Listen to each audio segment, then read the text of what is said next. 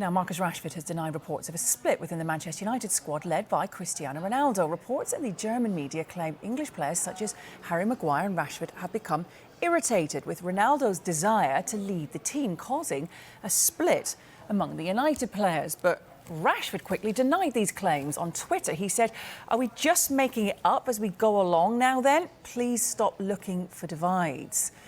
And the journalist in question has since replied saying, "Not true. And you know it, Marcus Rashford." Goodness me. So, yeah, Rashford denying reports of a divide in the dressing room. But as a player, how often are the divides within the dressing room? I'm going to throw this one to you, Jay. Well, I mean, it does happen. You're not going to like everyone in your dressing room, but obviously you have to stay professional as a player. But for me, in these kind of situations, I go by the eye test. When I look at Man United play, it looks very divided. You know, you see players always throwing up their arms in the air if they don't get the ball. Obviously, there's been other issues off the pitch as well, which, you know, obviously seems a bit divided as well. So him saying that there's no, you know, divided within the dressing room, you know, I can't believe that. And I think you can see that in their performances. They have not been good enough for a club like Manchester United. And they've got some world-class players there. So I think that going forward, this is something that the manager needs to work out as soon as possible if Man United are to get into that top four. And Phil, you obviously can't get on with everyone you meet. When you do encounter someone in a dressing room that you maybe don't get on with, how do you deal with that?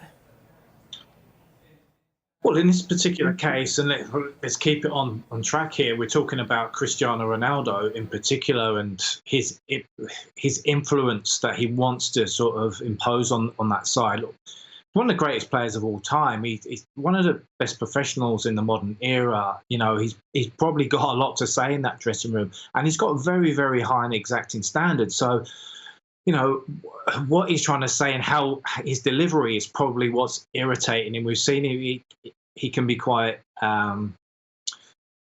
what's the word I'm looking for without having to go at him. He can upset a few people. We've seen it on documentaries, on certain channels, and he's fallen out with a number of players at different clubs, but it's because he's so driven.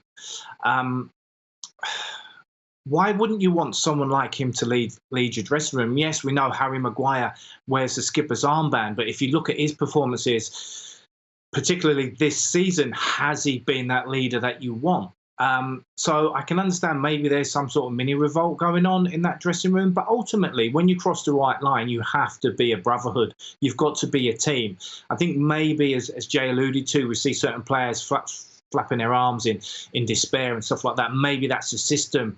And maybe the quality isn't there for the forwards in particular that aren't getting the balls that they want. So there's a lot of things to address, and not just maybe a split in the dressing room with Manchester United. I feel the tactics, I feel that we've heard it from managers like Hasselholt was saying, yes, they're great technical players, they're great going forward, but it's defensively, it's their reverse gears that they're not so good at. And that's what, if they get that right, then Man United are a different animal.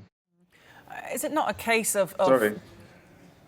Yeah, go on, Jay. Sorry, Hayley. Phil, I feel that the squad seemed more settled before Ronaldo came. And I think with Ronaldo coming, I think that's upset a few players because a lot of players were performing at the beginning of the season. But then he's come and things seem to have changed very quickly. Looking at games, looking at, you know, when he's come off and he looks really upset on the bench, I don't think that's a good example to show young players, especially the ones at the club. And in my opinion, he looks like one of those players. Yes, he's a fantastic player. Yes, he's got some amazing accolades, and you know, no one can argue about that. But it just seems he has this selfishness about him that if he doesn't get on the goal scoring sheet, he's not happy.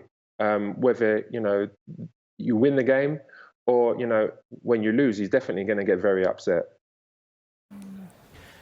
I totally agree with you. I totally agree with that, Jay. I feel that, yes, it's not the best example, but it also shows that elite mentality, that winner's mentality. He's played 21 times for Man United this season. He's got 9 goals. He's up there. He's doing what he was brought in to do.